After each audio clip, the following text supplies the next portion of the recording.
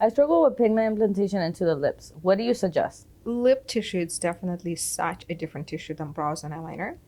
And artists that maybe didn't have like the right training or weren't explained how to work with this tissue, then they struggle. So I'll give you 3 tips on what you should consider when working with lips. Number one, and the most important, is that you have to understand that it is a different tissue. So you're not going to have the same exactly results with such as with brows and eyeliner. So when we introduce pigment into the lips, you don't see the color right away. So you have to layer the pigment in order to see it. If you see the color right away, that means that your color choice is either too bright or you deposit too deep, right? So one of two.